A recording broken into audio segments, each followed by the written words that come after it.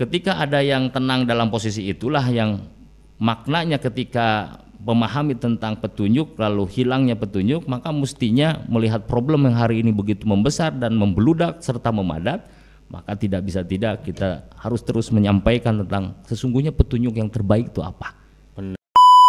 Bismillahirrahmanirrahim. Assalamualaikum warahmatullahi wabarakatuh. Waalaikumsalam warahmatullahi wabarakatuh. Mitra di CFM kembali lagi di Jumat malam, ya kan, bersama kita di acara Ngopi Malam, ngobrol perkara Islam dan masalah umat. Nah, alhamdulillah pada edisi kali ini kita akan bahas tentang navigasi hidup yang hilang. Nah, bagi para mitra di CFM yang kira-kira nih arah tujuannya sudah mulai goyah, sudah mulai goncang ya kan. Pada malam hari kita akan bahas tuntas insya Allah.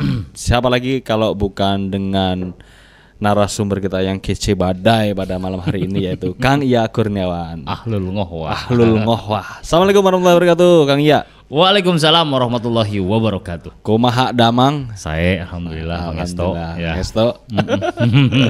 Karena tadi sebenarnya Kang Uli mau ngomong tuh kurang. Ya sampai situ aja dia tahunya. Itu syarat yang harus dia punya. Iya. Nanti sebagai ganti yang lain ya ada juga sapaannya juga. Tapi segitu juga nanyanya apa kabar gitu aja sih. Iya. Beda-beda agak gareba. Gitu. Baji-baji. Iya. Baik, mitra di CFM mungkin sudah nggak sabar ya. Apa sih sebenarnya yang akan kita bahas? Kenapa ada navigasi kayak kan? Ada hidup yang hilang, apa sih hubungannya navigasi dengan kehidupan yang mulai hilang nih? Karena kita ahli ngohwah pada malam hari ini, tentunya diksi yang kita gunakan itu enggak sekedar diksi ya kan, Kang Iya ya. Pasti ada sesuatu yang apa sih yang disembunyikan di balik kalimat ini? Nah, itu yang akan kita bahas tuntas. Hanya director lah yang tahu. Atau kita undang? Iya, harusnya itu. Jadi tiba-tiba gitu ya. Iya benar. Kang bahas ini. Antum aja gitu. Baik Kang Iya, nih kita berbicara mengenai navigasi yang hidup yang hilang ya. Seperti yang disampaikan Kang Uli di awal tadi, bahwa di kita hidup di Indonesia ini kadang-kadang lucu Kang. Makanya kan kita ketawa aja dulu ya kan. Satu, kota minyak tetapi antriannya panjang banget tuh, antrian BBM. Dan yang lebih lucu lagi ada aturan tuh Kang. Dilarang mengantri di bahu jalan. Dilarang mengantri di bahu jalan. Terus mau ngantri di mana? Di dalam dong, di dekat dua. Gitu. Kemudian kalau kita berbicara yang mengenai Indonesia yang lebih luas itu Kang ya, katanya kita negara itu tongkat kayu dan batu jadi tanaman. Tetapi pada faktanya hari ini banyak saudara-saudara kita yang kelaparan, untuk mencari sumber kehidupan aja sulit kan, seperti itu Kang ya. Nah, kemudian yang tidak jauh lebih mencengangkan lagi adalah banyak public figure nih. Yang katanya udah kaya korupsi, yang katanya artis terkenal tersohor kemudian mati bunuh diri dan ini kalau yang baru-baru ini nyari pelarian dengan cara apa? Narkoba. Nah, nauzubillah ya Kang ya. Sebenarnya ini kalau kita kaitkan dengan tema kita pada malam hari ini tuh menyikapinya seperti apa tuh Kang? Iya.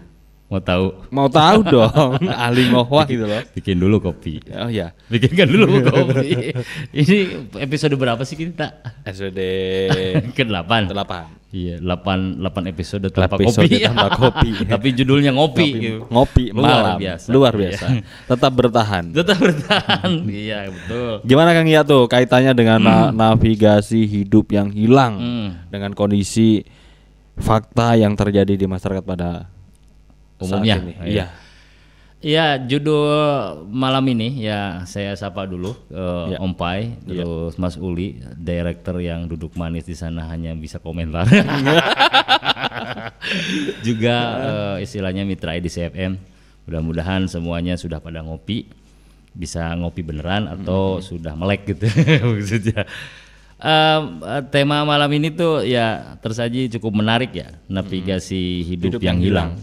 Iya. Tentu saya menggambarkan di awal itu flyernya tuh gambar kompas gitu. Jadi gambar kompas, kalau enggak gambar apa itu segitiga petunjuk gitu. Petunjuk, ya. Oke. Tapi ternyata saya lihat playernya sama aja gitu. Sama aja. Ini template memang. Wajahnya sama. Ya posisinya gitu Iya, yang iya, berubah iya. tulisannya. Nggak kreatif. Betul. Jadi kalau kita sebut navigasi kehidupan tuh ya kita pertama bakal akrab dengan kalimat navigator, ya kan? Betul. Ada yang di samping tuh biasanya di samping, kan. Kalau yang main balap. mobil-mobilan gitu, gitu sebelahnya navigator. Nah, benar. Nah jadi kurang lebih kalau disebut navigasi akhirnya tuh ya arah, gitu. Petunjuk arah kayak ujungnya jarum gitu biasanya sih. Benar. Tapi di sini kan playernya hijau aja tuh tetap. Besok kita ganti, tenang. Nggak usah kalau antum yang ini yang baper, biar itu si director itu udah. Mewakili. Oh mewakili? Iya. Oh siap. Ya itu maka kesimpulannya itu gampang lah, itu tentang petunjuk gitu ya. Tunjuk. Jadi tentang petunjuk yang tidak hanya petunjuk yang kita kenali di dunia, misalkan kalau hari ini tuh ada Sherlock gitu. Oh, Nah, itu iya, petunjuknya iya. ngarahin kan ke sana. Itu ada yang juga sudah apa ya, tidak bisa kalau tidak di Sherlock, nggak berangkat dia tuh. Oh iya benar. Walaupun slogan tukang ngopi itu aneh itu. Gimana tuh, Kang? Diundang datang, nggak Nggak diundang diundang, nyusul datang sendiri. nyusul gitu. Tapi yang penting ada Sherlock, disusuri lah sampai ke pelosok gang aja ketemu aja gitu. Oke. Tapi ada yang tidak mau kalau tidak ada Sherlocknya, tidak ada arah petunjuknya, dia tidak berangkat ya, saking kebergantungannya. Dan wajar sih, karena mau nyampe mana, nanti betulan datang dan ada kopinya ternyata rumah orang, kan repot gitu. Jadi petunjuk itu gampangnya akan dibutuhkan oleh setiap manusia. Secara fitrah gitu ya. Apalagi kita kan agenda ngopi malam itu kan tidak duduk sendiri itu, materi-materi itu. Iya benar. Jadi bahwa kita harus ingat kepada fitrahnya kita sebagai makhluk, yaitu terbatas. Kita harus ingat kepada kedudukan kholik ya, yang ajali. Nah, sehingga dari proses itu kita tidak tahu apa-apa. Boro-boro tentang arah petunjuk itu, nama benda aja nggak tahu. Sehingga maka andai kata tidak butuh petunjuk, itu nggak masuk akal. Nggak tahu dari mana kita mau menjalani kehidupan di bumi ini, apa nggak tahu tuh. Jadi itu harus duduk dulu bahwa kita ini ada petunjuk itu, mempergunakan petunjuk itu, bahkan butuh kepada petunjuk itu adalah sesuatu yang logik secara kedudukan fitrah sebagai manusia, sebagai makhluk gitu loh. Oke. Gitu dulu ya. Jadi akhirnya tuh gambaran navigasi kehidupan ya arah petunjuk dalam kehidupan gitu. Arah petunjuk dalam kehidupan yang akhirnya hilang gitu kan. Nah, bukan berarti makna denotasinya yang akhirnya seperti kompas tiba-tiba hilang, terus lagi Google apa namanya itu yang Google Map. Ya itu hilang atau Waze. hilang, bukan itu. Oke. Jadi bukan itu dalam maknanya. Tapi kita harus gali nih, kok bisanya kita katakan petunjuk kehidupan mulai hilang lalu dikaitkan dengan problem-problem kehidupan. Benar. Nah, ini mulai itu ngopi malam ngomongin masalah umat. Benar. Jadi tadi sudah bagus aja sih Ustadz Uli menyampaikan spill problem ya, latar belakang, yaitu misalkan kondisi di mana kita ini kota minyak tapi susah mendapatkan minyak lah gitu. Betul. Nah itu kan fakta memang yang kita lihat. Terus enggak susah ada, ya tapi ngantri gitu ya. Kok beda ya dengan tempat lain gitu. Nah itu yang akhirnya kan kita kritisinya di situ. Termasuk juga ada problem. Apakah itu saja? Ya tentu tidak. Dan itu mungkin masalah. Apakah itu masalah? Jelas masalah. Tapi apakah itu masalah besar? Ya tergantung gitu ya. Itu masalah besar tuh ketika memang diburu waktu, mobil nggak ada bensinnya, nggak ada masalah jadinya. Masalah besar ini. Iya benar. Baru bosnya nungguin lagi gitu kan, meeting ditunggu lagi, agenda sudah detik-detik terakhir. Tuh. Jadi semua akan duduk pada permasalahan besar itu atau kecilnya itu ditimbang lah. Tapi yang pasti mestinya memang dalam gambaran mudah lah gitu. Jadi itu satu tadi harus digambarkan. Terus ada lagi Kang, seorang artis gitu apa? Yang narkoboy. Iya, narkoboy. Itu padahal dia udah punya nama besar, udah terkenal, popularitasnya udah ini loh udah gue bagus, gitu kan.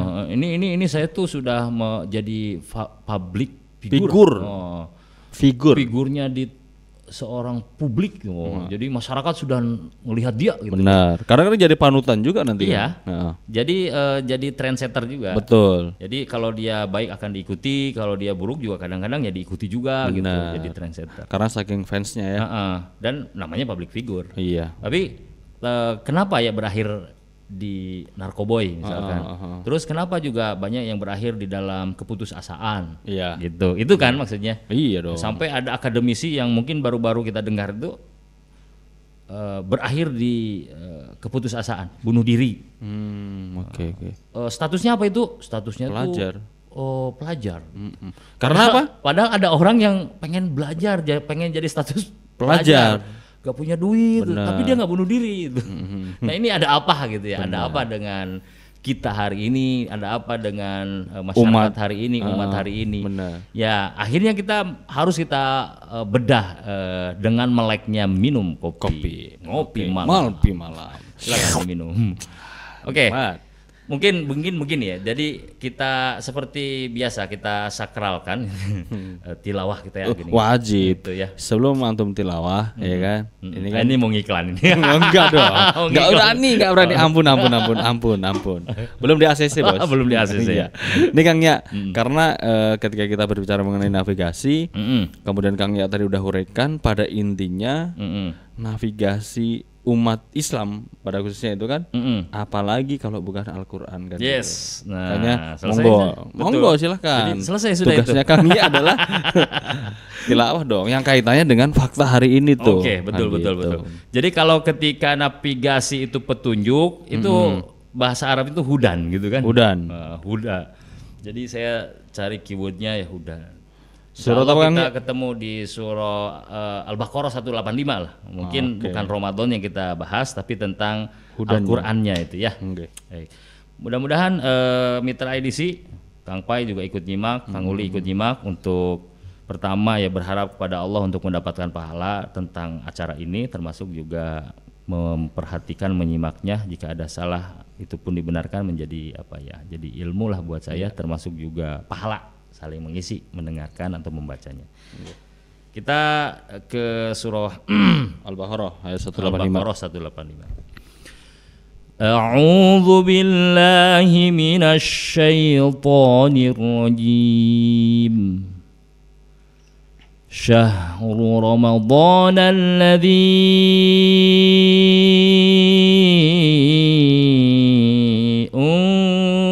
unzila fihi al-Qur'an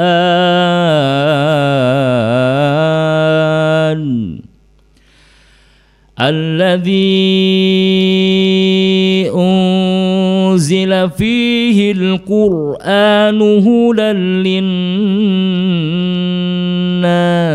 wa bayyinatin minal huda wal furqan faman syahida minkumus syahra falyasum wa man kana maridan aw ala safarin fa'iddatun min ayyamin ukhar yuridullahu bikumul yusra wa la yuridu bikumul usra wa litukmilul iddata wa litukabbirullaha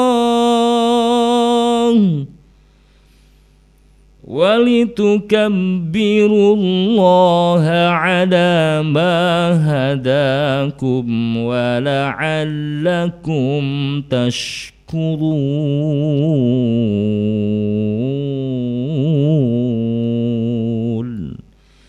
Sadaqallahul azim. Aku berlindung kepada Allah dari godaan setan yang terkutuk. Bulan Ramadan adalah bulan yang di dalamnya diturunkan Al-Quran sebagai petunjuk bagi manusia dan penjelasan-penjelasan mengenai petunjuk itu dan pembeda antara yang benar dan yang batil. Karena itu, barang siapa di antara kamu mendapati bulan itu, maka berpuasalah. Dan barang siapa sakit atau dalam perjalanan, dia tidak berpuasa, maka wajib menggantinya sebanyak hari yang ditinggalkannya pada hari-hari yang lain. Allah menghendaki kemudahan bagimu dan tidak menghendaki kesukaran bagimu. Hendaklah kamu mencukupkan bilangannya dan mengagungkan Allah atas petunjuknya yang diberikan kepadamu agar kamu bersyukur. Maha benar Allah dengan segala firman-Nya. Om Pai, jadi dengan satu gambaran ayat ini insya Allah sesungguhnya ya secara simpel kita nih harusnya ada mulai sudah. Kegelisahan-kegelisahan yang nampak tadi itu hanya dua contoh saja. Yang itu ya terbatas karena caption harus segitu gitu kan. Nah, sementara kalau dibedah dalam kehidupan itu banyak hal. Contoh dari dalam posisi kita ini. Di satu sisi kita ingin berkeluarga. Ya di dalam kejombloan yang fisabilillah gitu. Tapi setelah berkeluarga akhirnya juga banyak yang pada endingnya itu ujungnya juga perpecahan walaupun dibolehkan. Oke. Terus lagi ketika kita belum punya anak, akhirnya kita punya anak gitu. Tapi ketika punya anak ya kita sia-siakan itu anak. Kan semua banyak hal, itu hal yang nantinya terus melejit sampai problem itu besar sebesar-besarnya. Kalau satu titik. Kalau ditumpuk dengan banyak titik atau banyak masalah atau per judnya masalah, akhirnya tuh numpuklah permasalahan itu. Kalau di satu tempat maka penuhlah tempat itu dengan masalah. Nah ini kan akhirnya tidak bisa tuh, akhirnya ketika luapan masalah itu begitu banyak itu tidak bisa kita ini akhirnya bisa hidup santai. Kita tidak bisa istilahnya acuh gitu. Jadi ketika ada yang tenang dalam posisi itulah yang maknanya ketika memahami tentang petunjuk lalu hilangnya petunjuk, maka mestinya melihat problem yang hari ini begitu membesar dan membeludak serta memadat, maka tidak bisa tidak kita harus terus menyampaikan tentang sesungguhnya petunjuk yang terbaik itu apa. Benar. Navigasi yang harusnya kita pakai acuan untuk kehidupan itu apa? Untuk berjalan ya. Barangkali tahu, tapi hilangnya itu kemana? Al-Quran emang nggak hilang, kan gitu kan? Oke, jadi kita sandarkan bahwa dengan posisi kita membahas dari awal tentang akidah, kita akhirnya menemukan Allah, kita akhirnya juga meyakini kebenaran 100% dan sudah terapprove dengan keyakinan kita dalam perasaan melalui proses berpikir yang nilainya itu hakikatnya itu tidak bergerak lagi sudah, karena waki itu akan dituntut oleh berpikir. Maka tidak bisa tidak kebutuhan terhadap Al-Quran jelas sebagai makhluk gitu ya, dan jelas sebagai penghambaan kita, keimanan kita. Ya salah satunya ketika membaca ayat tadi. Jadi ketika kita buka surah Al-Baqarah ayat 185 tadi, akhirnya kan kita mengambil tuh. Alladzi unzila fihil Qur'an. Di mana dalam bulan Ramadan tadi itu Allah menurunkan di dalamnya itu Al-Qur'an. Iya. Ketika nyebut Al-Qur'an lalu Allah memperjelas dengan hudan. Hudan itu petunjuk. Maka tidak ada lagi seorang muslim, seorang mukmin ketika dibutuhkan petunjuk larinya itu harusnya ke Quran. Sudah harus otomatis gitulah. Dan ini adalah konsekuensi tauhid gitu Kang. Harusnya gitu. Satu paket ya? Iya, jadi yang kemarin kita bahasakan satu paket tuh ini sudah. Jadi begitu berkata petunjuk itu tauhid kita itu. Akidah kita itu harus naik level menjadi kaidah. Harus menjadi sudut pandang kita tuh. Jadi tidak ada yang kita akan cari sudut pandangnya kecuali menurut Islam. Nah, itu konsekuensi akidah yang memuaskan akal kemarin itu begitu. Sehingga ketika akidah yang kita yakini itu dipakai itu adalah bukti Kang. Kalau kita ini mengakui bahwa kami itu yakin. Bohong rasanya kalau kita meyakini Quran tapi Qurannya nggak mau nggak dipakai jadi sudut pandang menilai gitu kan? Iya. Nggak mau tuh. Bahkan tidak sampai ke akidah jadi koidahnya tuh dinaikkan menjadi kiadah. Nah ini mungkin bahasa yang asing ya buat para mitra edisi. Tapi ini harusnya digambarkan seperti ini. bahwa kaidah itu kan sudut pandang. Jadi keyakinan kita yang kemarin yang mendasar akidah tadi harus naik level menjadi sudut pandang, dipakai itu. Jadi sudut pandang, misalkan kita mau ngelihat tadi tentang makanan lah misalkan dulu ya yang ringan. Makanan itu bukan dinilai oleh enak gak enak. Halal. Tapi harus halal atau haram. Oke.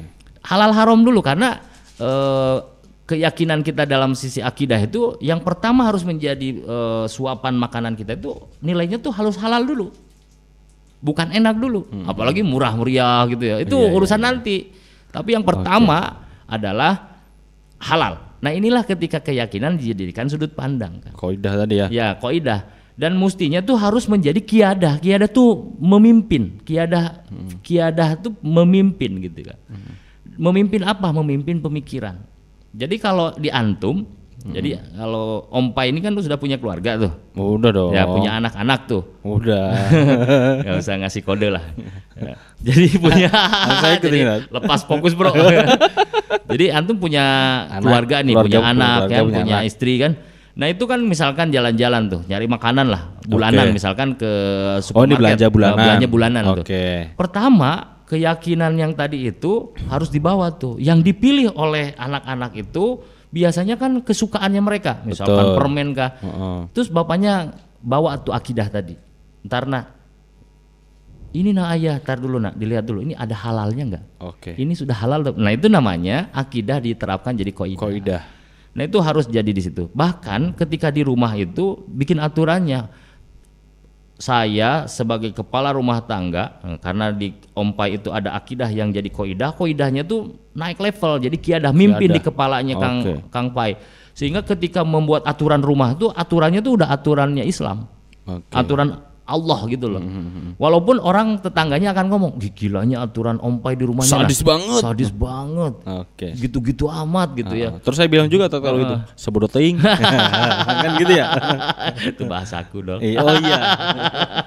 Jadi akhirnya tuh naik levelnya di situ Kang. Jadi ketika nyebut aturan di rumah tuh antum tuh sebagai kepala rumah tangga tuh sudah nyebut tuh tidak ada pilihan lain, sudah Islam tuh. Walaupun orang lain tuh ngerinya disangka itu aturannya Ompai dalam rumah tangga Ompai, padahal itu adalah aturan Islam. Itulah yang dijadikan akidah jadi kaidah, akidah Islam jadi kaidahnya jadi kiadah dalam pemikiran kita ya gitu. Nah ini yang akhirnya Al-Quran tuh juga hilang nggak petunjuknya? Enggak. Al-Qurannya ada. Bahwa mereka tuh hafal juga ayat ini. Bener. Apalagi sebentar lagi Ramadan. Wow, laris istilahnya. Alladzi unzila diturunkan Al-Qur'an hudal linnas sebagai petunjuk bagi manusia, wa bayyinati minal huda wal furqan, dan penjelas bagi petunjuk tadi. Jadi udah dikasih petunjuk, dikasih penjelasan gitu Kang. Dan itu pembeda ya. Dan furqan pembedanya tuh mana hak mana batil. Jadi ketika disebut furqan maka Islam atau Quran inilah menjadi standar benarnya gitu. Quran ini juga yang nantinya menjadi nilai buruknya itu. Ketika kata Quran buruk, kata Allah, kalam Allah yang kita kenal dengan Quran ini menyatakan buruk, maka buruklah itu. Begitu. Nah jadi bukan maknanya Al-Quran yang nggak ada. Hari ini insya Allah para anak-anak kecil pun sudah menghafalnya. Dulu mungkin waktu saya di usianya anak sampean Adnan gitu ya. Itu mungkin saya tidak populer ya dengan tahfiz Quran. Betul. Nggak populer. Yang penting dulu mah ngaji ya. Ngaji aja. Yang kita kenal tuh juz amma lah gitu ya. Betul. Tapi juz amma tuh ya otomatis juga dihafalkan karena diulang-ulang hafal gitu. Tapi tidak ada tuh yang akrab dengan telinga kita tuh menghafal Quran. Enggak kepikir saya tuh malahan. Quran. Iya. Jadi ngelihat tebalnya tuh udah jiper gitu. Tapi masya Allah hari ini tuh. Maka Quran itu hilang nggak? Enggak. Kalam-kalamnya tuh bahkan tidak nampak secara mushaf, tapi sudah ada dalam hafalannya anak-anak kita. Masya Allah tuh.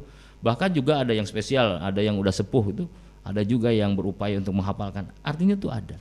Tapi yang lupa dalam makna navigasi kehidupan yang hilang tuh, dia tidak lagi menyandarkan kebutuhan dia terhadap fitrahnya dirinya sebagai makhluk kepada Al-Quran tadi. Iya. Bahkan bisa jadi Al-Quran itu ya memang pahala dibacanya. Ketika di lantunanku ya ada kemujizatan, ada ketenangan, dan memang hasil mujizatnya itu. Tapi dia lupa tentang itu adalah kalam Allah, Allah yang punya alam semesta mengatur agar manusia teratur, gitu. Dan disitulah adanya gitu, hudan linnas wa bayyinatin minal huda wal furqan. Gitu. Nah itu yang mungkin lost dalam pandangan umat gitu. Sehingga nanti kita akan di sesi berikutnya kita akan membedah bagaimana itu bisa seperti tadi. Misalkan sesuatu yang harusnya dia udah nilainya tenang kok, pandangan kita harusnya tenang, tapi kok nggak tenang ya? Iya. Kok malah memilih bunuh diri ya? Nah kayak gitu. Oke.